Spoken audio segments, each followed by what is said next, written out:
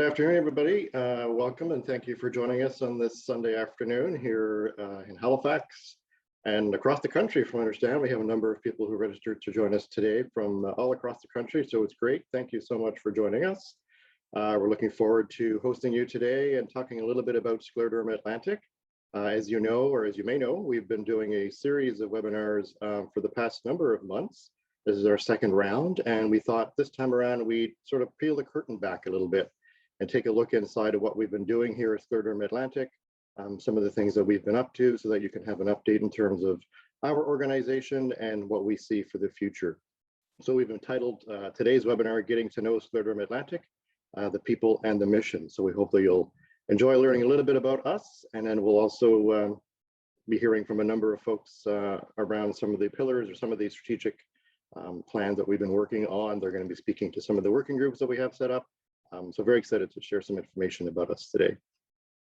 There will be an opportunity to ask questions, of course. Once all of the speakers have concluded, there will be a question and answer session. So as you can see on your screen here now, you can click the Q&A button at the bottom of your screen to send us your question once we open it up for that.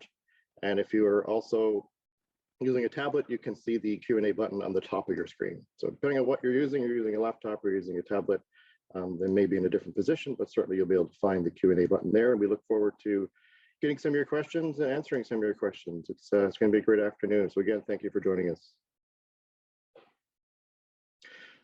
Coming today, so we have a number, as I mentioned, we have a number of speakers who are going to be talking about Scleroderma Atlantic, what we've been up to.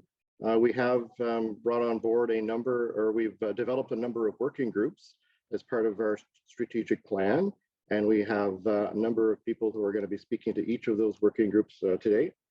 We have Laura Simmons, who's going to be joining us, and there she's giving us a little wave. We have Michelle Richard is going to be speaking as well. We're hoping that Carolina Mansip is going to be able to join us. She's just having a little bit of technical difficulty getting online. And we also have Maggie McCollum. So thanks everybody for taking the opportunity as well to come out this afternoon and speak to the working groups that we've developed.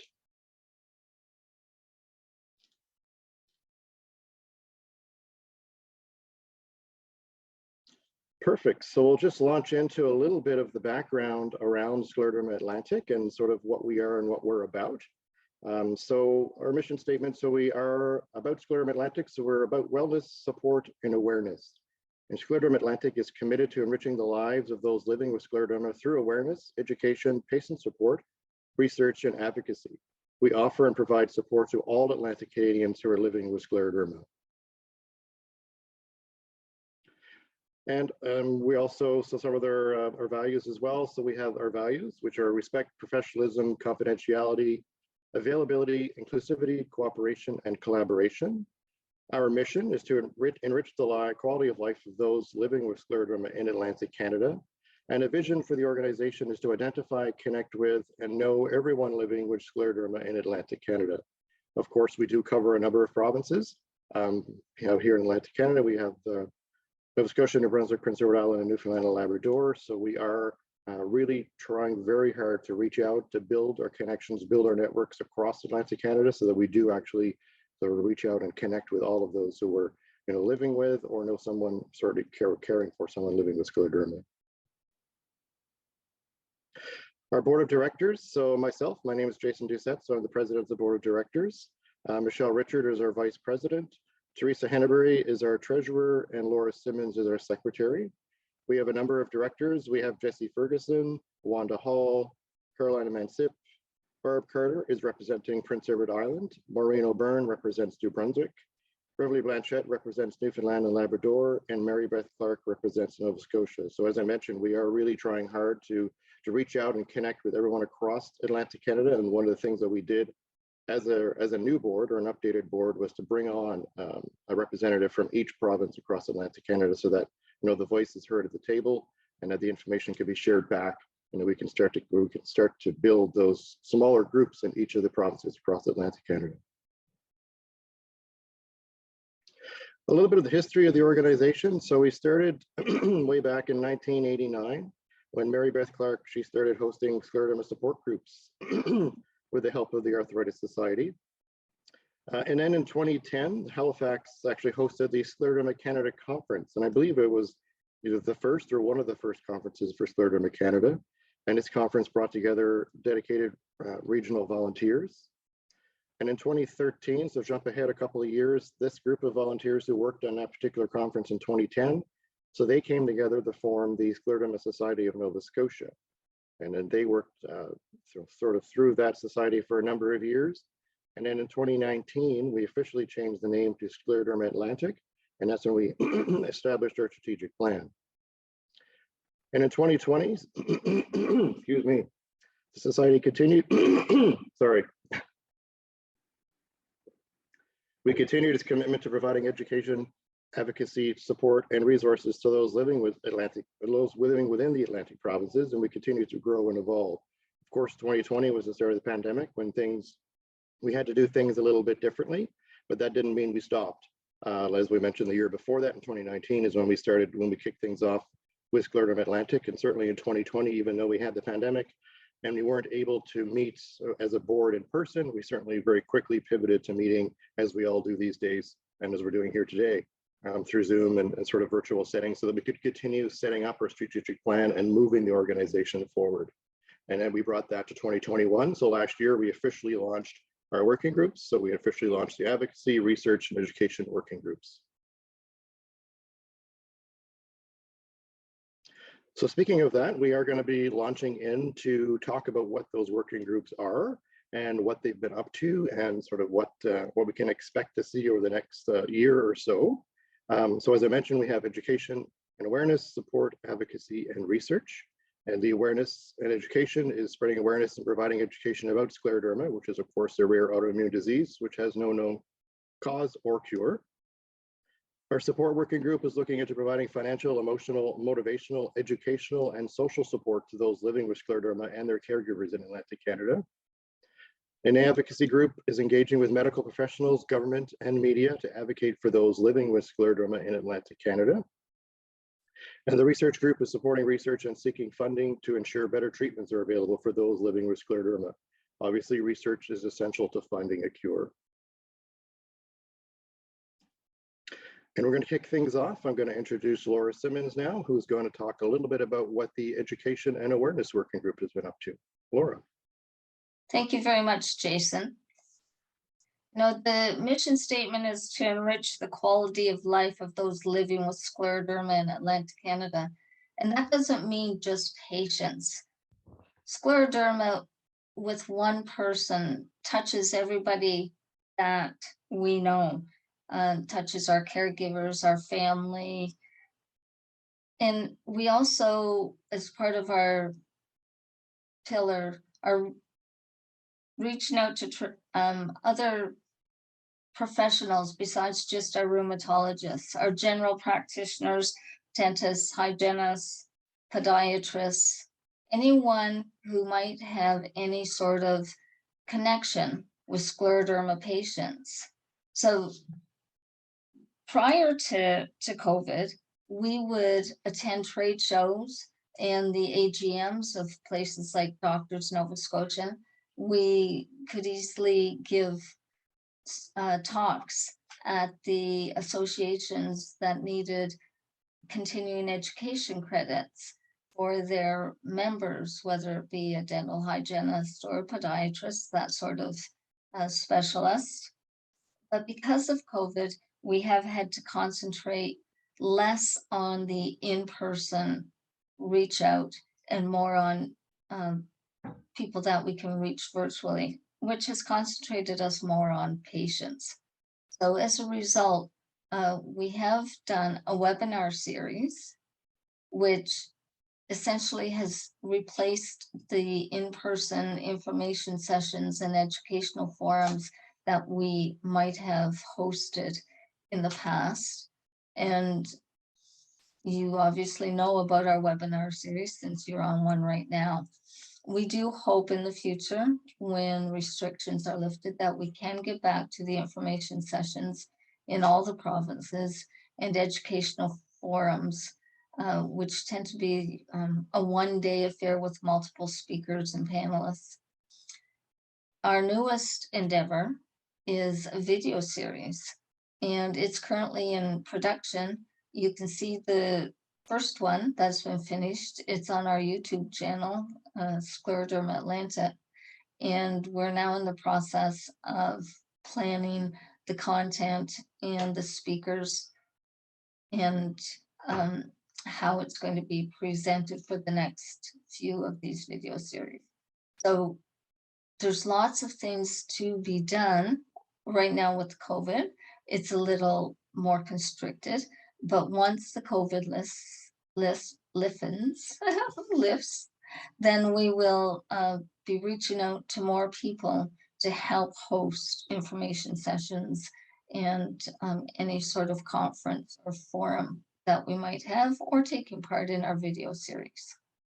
Thank you very much, and pass it along to Michelle, I believe. Hi, everyone. Like everyone has said already, it's really great to be able to present some of the work that Scleroderma Atlantic has been doing.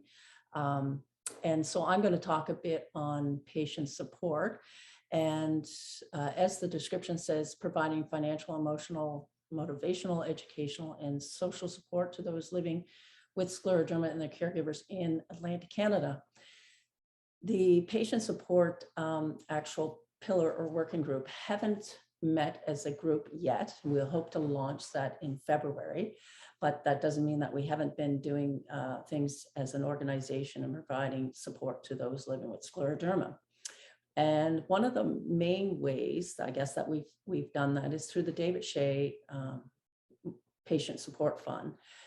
This provides financial support to those living with scleroderma that may incur expenses as a result of their scleroderma.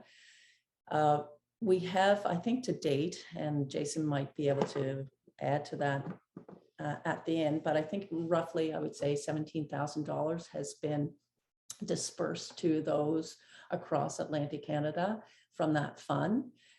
Costs go to cover some travel costs, but I think the extent is for medical costs, drugs or over-the-counter medications. But that fund is one way that we have found that we can actually give back directly to those that are living with this disease and support them. And financially, it's important to be able to do that. Most individuals sometimes have scleroderma, maybe on a disability, so there's certainly real financial concerns for some of our folks. So it's been great to have that fund. As Laura has mentioned, and I think Jason made reference to, we had to do some pivoting with the pandemic. We started, one of our members started an in-person meetup prior to COVID. And this basically involved us kind of connecting with a group. We traveled throughout Nova Scotia. We would just meet at a restaurant, have a meal, share our experiences, ask questions. And it was a really great way to connect and bring together the community and start developing those really personal relationships and forming those with others. Once the pandemic hit and COVID started, we were able to pivot quite quickly. And I must say, we had some support through Scleroderma Canada with some funding through a grant that we received, which allowed us to be able to not only do the webinars that Laura had mentioned, but to be able to set up our Zoom platform and host monthly get-togethers through Zoom.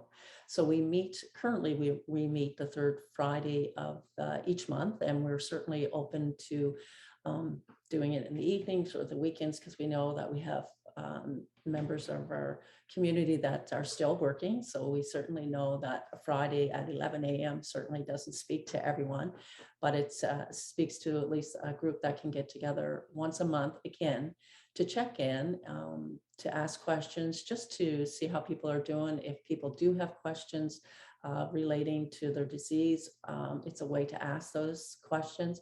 And it's a way to support each other through living with scleroderma. So we encourage folks to join us. It's a safe and confidential platform in which we can do that and allow each other to share and express what's happening in our lives.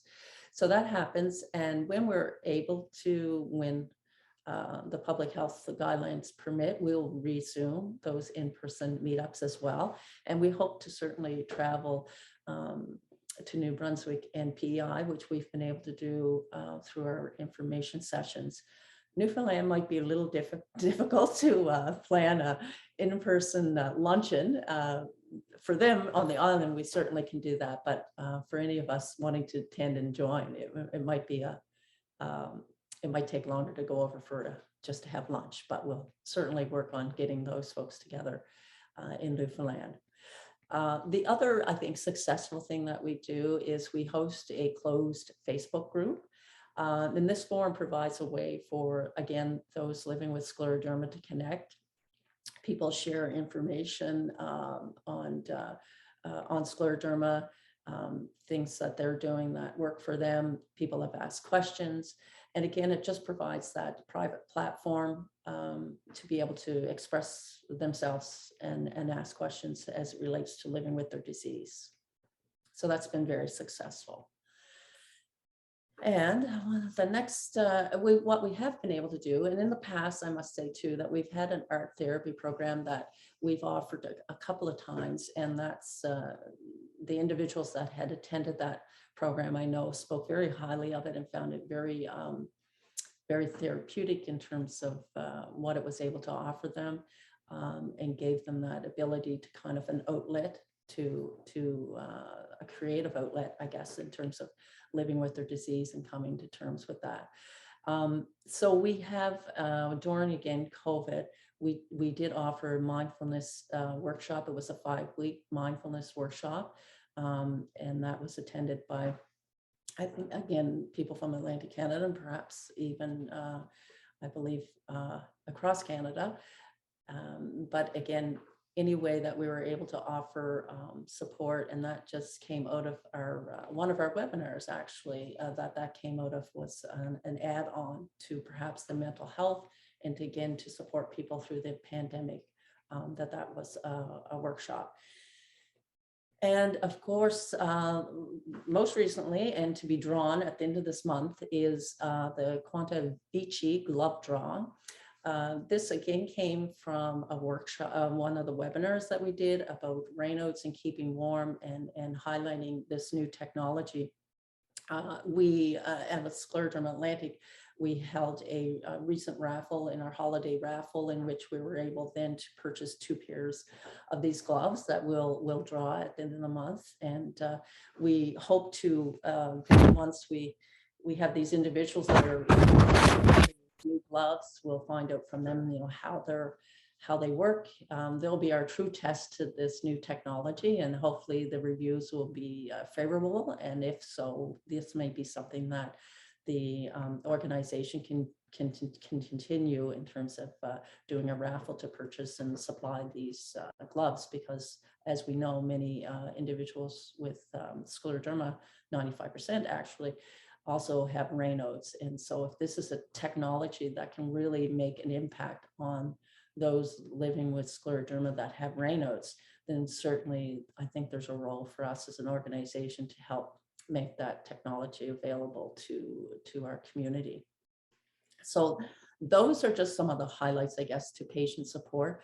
There's certainly much more that we would like to do, and part of that is working with our board representatives in each of our provinces and trying to connect our communities, not only Atlantic Canada, then our communities within each of the provinces, and then even within each of the neighborhoods if it gets to that point. It's about, or the regions within the provinces. So we're really trying to bring the community together, connect them so that they have others to reach out to, and that they can connect with and help them through living with scleroderma. So we really hope to make inroads with each of our provincial representatives in the provinces and develop those networks, which I think we will. We've been able to, I know that those representatives have had phone calls from various people from across the provinces. So in Newfoundland, I know Beth's been contacted by a number of individuals, and we've had uptake on new people coming out and reaching out to us and connecting with us. The same as in New Brunswick as well. So we hope to be able to do the same in PEI. And I know Mary Beth, who's on our board, is in constant contact with people that are reaching out to her as well. So that I think that personal connectiveness with people helps foster and build relationships, which only, I guess, makes the community stronger. So this group, again, hasn't met to form, but we hope to do that in February. And I think Jason's going to speak at the end, encourage anyone that has an interest in any of the groups to reach out to us. But that, with that, I'll say that's my piece.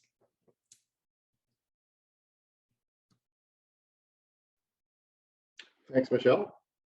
And next we're going to be talking about advocacy, and I do believe that Carolina has been able to join us.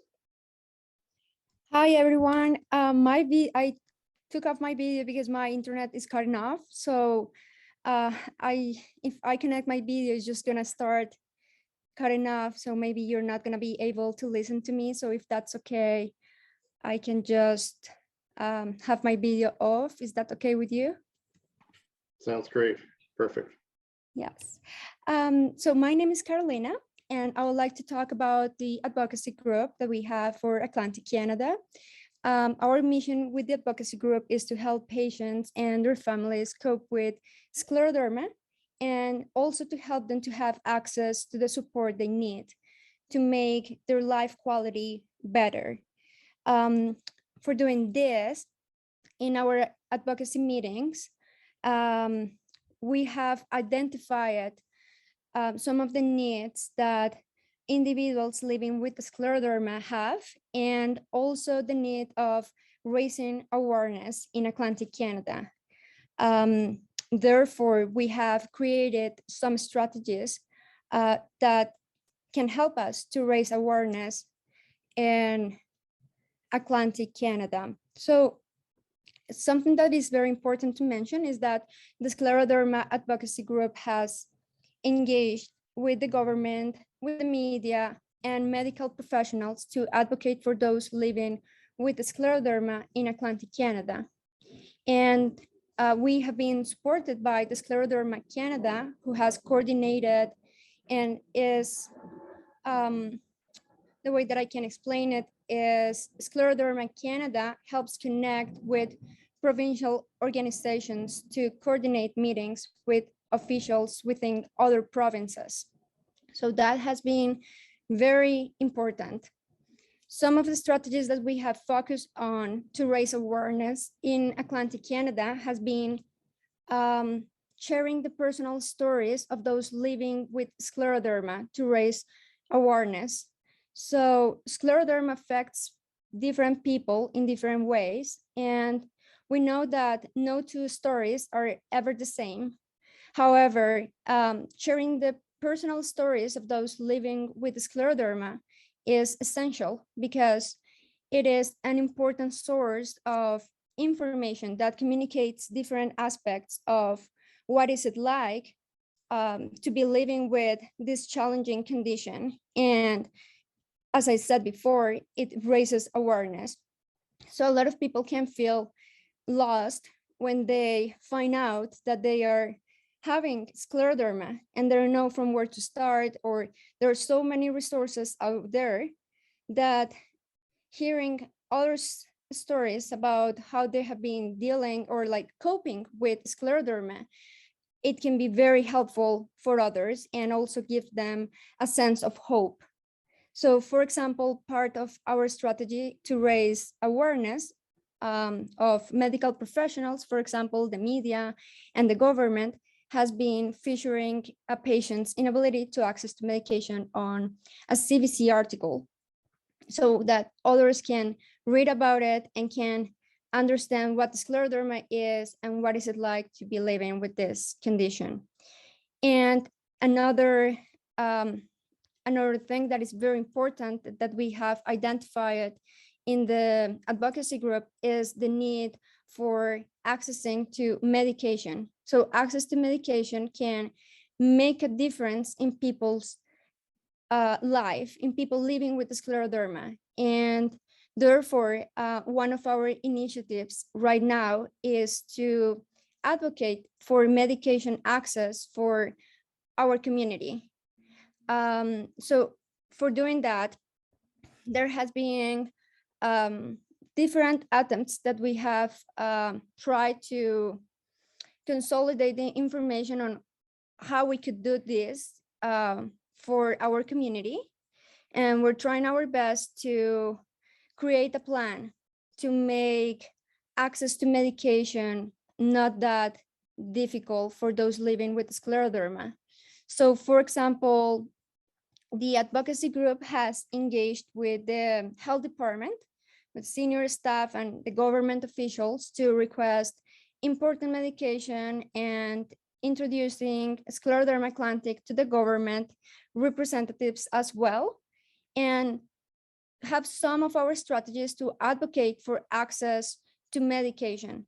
So these are like some of our strategies that we have been trying to consolidate and to raise awareness in our community and receive the support that we need from the government, from the medical professionals, from the media, to be able to, to help others to understand what scleroderma is and the challenges that people living with the scleroderma go through.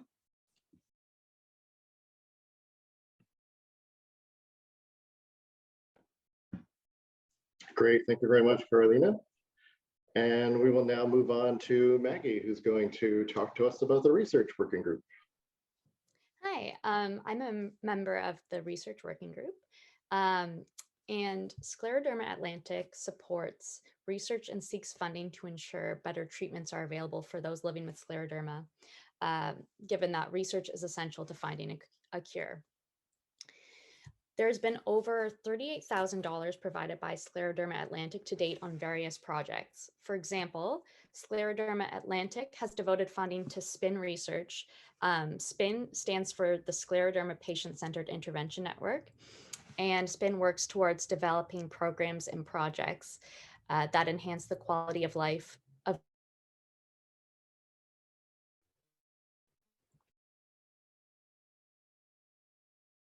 for example, the Rhapsody is a tool used in developing an individual immune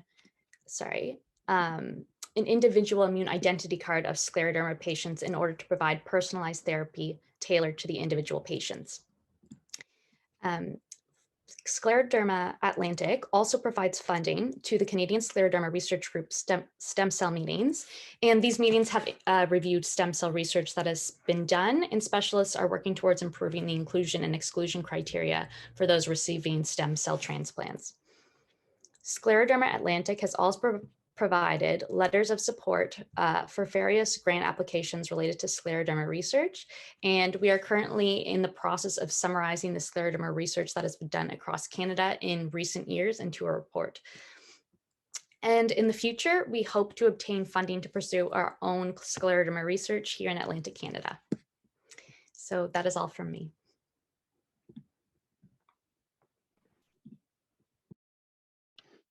Thank you, Maggie. One of the things that we're also working, of course, towards this year is our walk run in the park. So the annual walk run in the park for scleroderma is held every June during which is Scleroderma Awareness Month. It is, of course, our most important fundraising event of the year. And in 2021, despite COVID and despite the pandemic, we pivoted to an online, a virtual event, and it was our highest fundraising goal, raising over $30,000. So we're certainly looking ahead to what 2022 might bring. It seems like every time we turn, the pandemic turns with us, and we're not quite sure exactly what our 2022 event is going to look like. But certainly we're planning.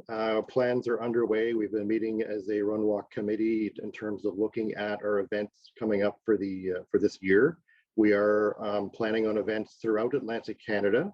So we'll have an event or events planned for Moncton, for Sydney, for Halifax, St. John's, and Charlottetown. we're working through some of those, getting the parks registered and things like that. So certainly the hope is that we will have in-person events in each of those cities, and that we'll be able to travel and meet with folks in each of those cities. But if we can't, if the public health guidelines don't allow us to do that, or don't allow us to do that in particular provinces, for example, we will continue to pivot. Regardless if we have in-person events or not, the intention is that we will still continue our virtual event, just because of the, it allows everyone to participate. Because regardless, we can have an event in each city or in each province, but it doesn't mean that people can still attend that particular event. So by having a virtual event, it allows folks who aren't able to join us for whatever reason to actually participate, to feel like they're part of the team. So we're certainly looking forward to what 2022 is going to bring, working in tandem with Scleroderma Canada and piggybacking on sort of the larger campaign that they help coordinate as well.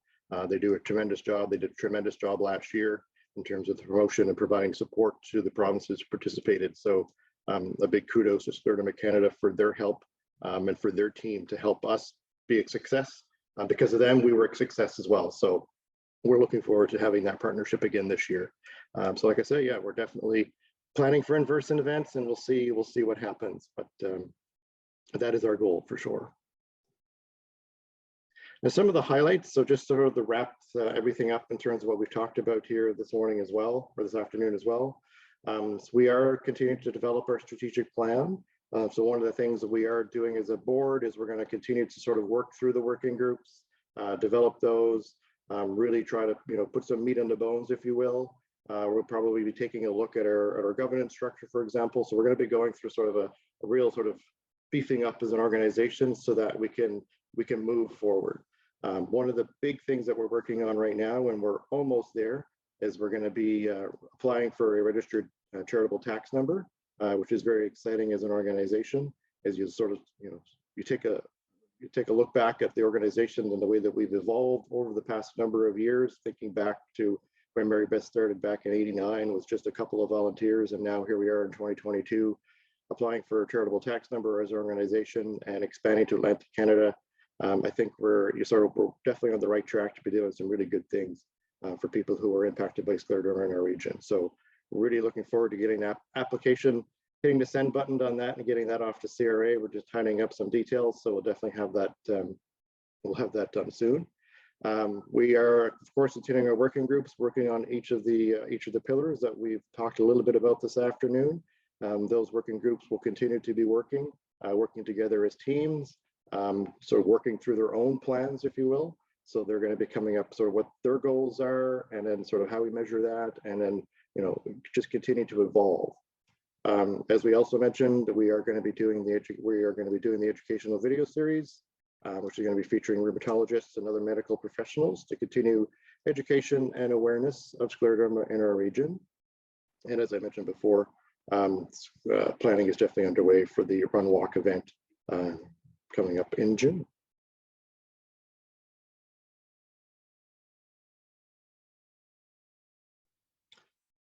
So I definitely want to thank everyone. We're going to have an opportunity for questions in a moment. So if you have any questions, certainly feel free to type them into the chat using the QA function.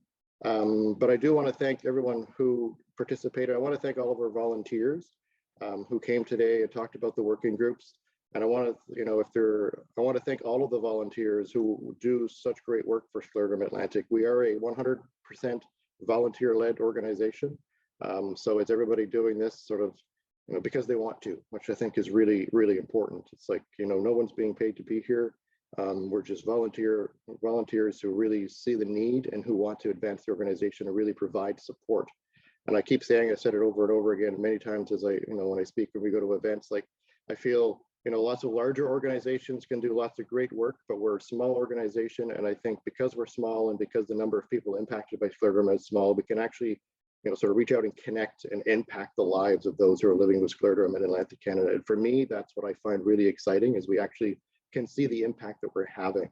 And we see that through the increase in numbers, through the webinar series, for example, additional people coming on and joining us, people who are participating and active in the closed Facebook group, for example, in our Run Walk event last year, which was super successful.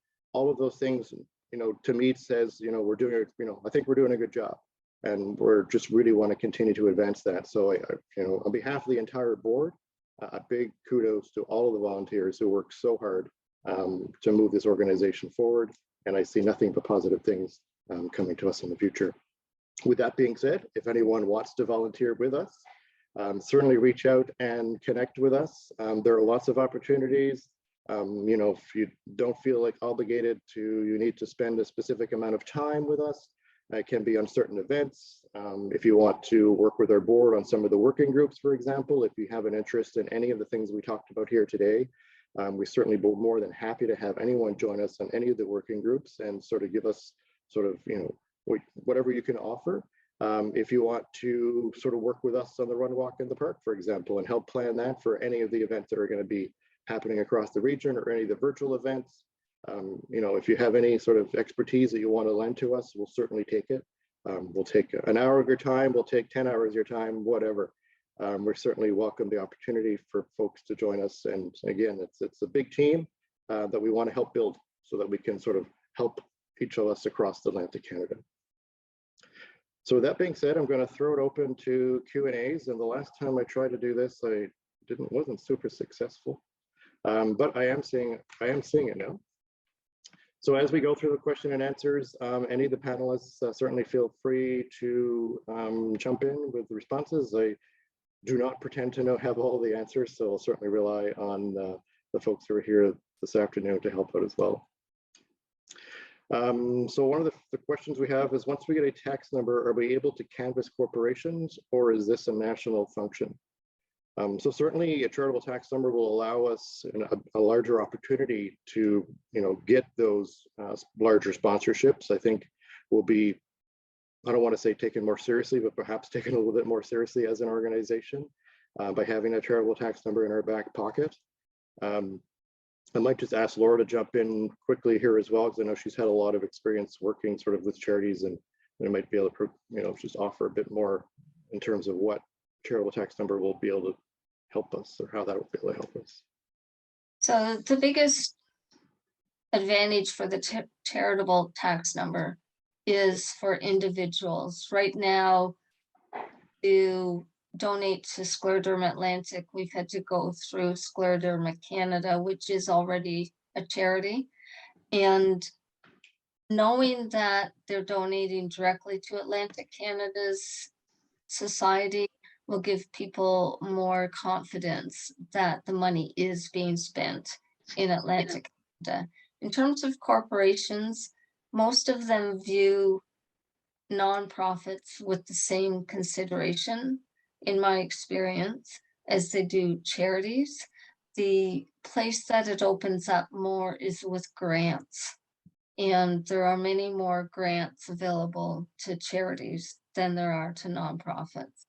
So for corporate sponsorships, it will give us more third-party credibility to lift us up in the ranks for them determining where they're going to give their money.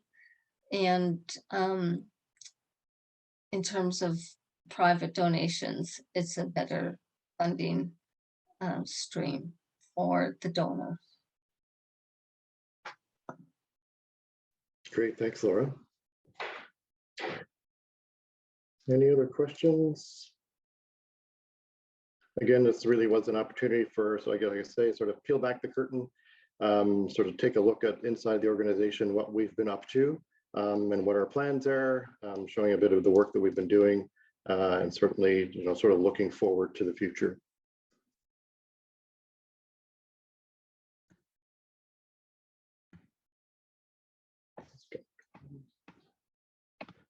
So thanks everyone for joining. A very exciting event coming up. And so February is Rare Disease Month. And Scleroderma Canada is putting together a great event, which I think is going to be super exciting. On February the 19th, they're presenting a trivia night, which is being hosted by Big Dumb Face Trivia. So there's going to be random trivia questions, there'll be Scleroderma questions, there'll also be breakout rooms. Sounds like it's going to be a super fun event. And the event is also, so there is a $25 fee to join that event, but $20 of that's going to come back to the provincial organization.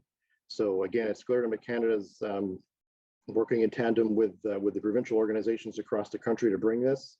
So not only is it going to be a super fun event, and I think, you know, just being able to see lots of folks from across the country, but it's also going to be sort of a financial benefit as well. So know that the money that you're spending to sort of join that event or certainly will help go back into the provincial organization. So more details will be coming on social media for that, so stay tuned. And as soon as we have the information and the information is confirmed, we'll be sure to pass that along. I know that I am definitely looking forward to it. I'm not a big trivia person. I'm not going to have all the answers, but it's going to be fun. So that's what it's all about. So as we mentioned, of course, with the webinar series is one of the big things that we are working on as an organization. So our next webinar is going to be coming up on Sunday, February the 20th, again at 2 o'clock Atlantic. And the title of that one is Poke, Prod, or Rub, What Could Work for You? I think we're just going to leave that one there, and you'll have to join us and figure out what that's all about, because I think that's going to be, again, very exciting. I know we've had a lot of positive feedback on our webinar series, so thank you for everyone for joining us for that. And thank you for joining us today. Hope you learned a little bit more about Scleroderma Atlantic and what we've been up to. Like I said, if you want to get involved, certainly reach out to us. We're more than happy to have you as part of our team. If you have any questions at any time about what we're up to or sort of anything at all about what you heard today, again, just feel free to reach out. We'd be more than happy to speak with you. So on that note, wish you all a wonderful Sunday. Thank you for joining in and listening to us this afternoon. And we'll see you all on February 20th for our next webinar. Have a great day. Bye-bye.